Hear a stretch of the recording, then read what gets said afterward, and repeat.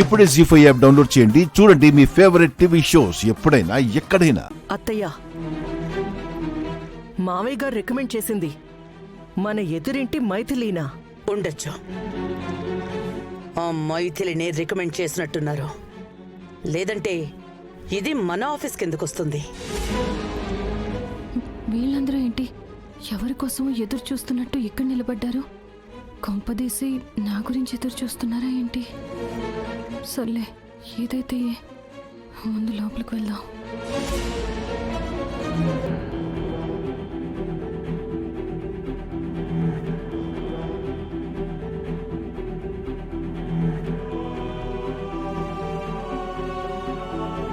ఏ మైథిలి, మా మామయ్య గారు రికమెండ్ చేసి పంపించింది నిన్నేనా?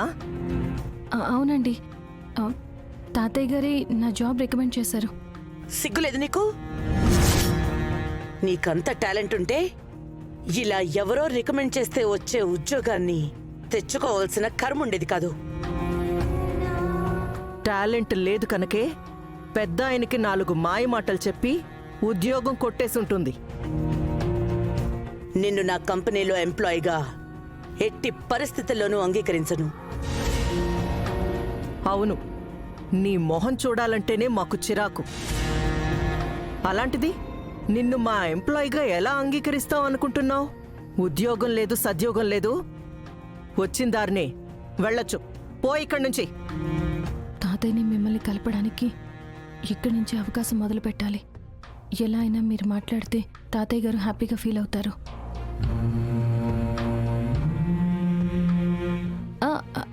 అలాగేనండి, ఇప్పుడే తాతయ్య గారికి ఫోన్ చేస్తాను. ఇవే మాటలు ఆయనతో చెప్పండి. లేదంటే ఉద్యోగం చేయకుండా వెనక్కి వచ్చినందుకు నన్ను తిడతారు.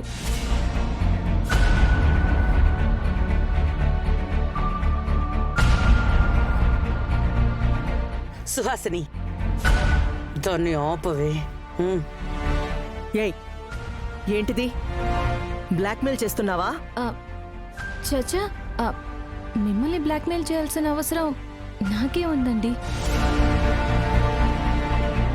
తాతయ్య గారు వెళ్ళమన్నారు, వచ్చాను.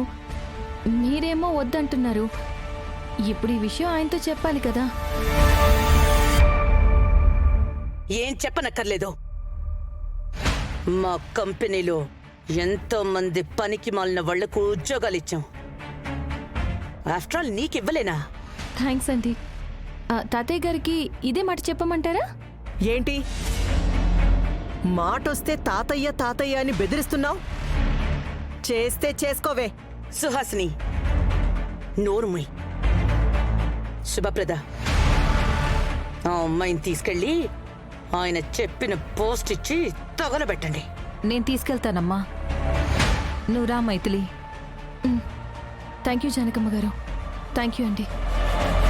జీ5 యాప్ డౌన్లోడ్ చేసి అన్ని ఎపిసోడ్స్ పూర్తి ఉచితంగా చూడండి.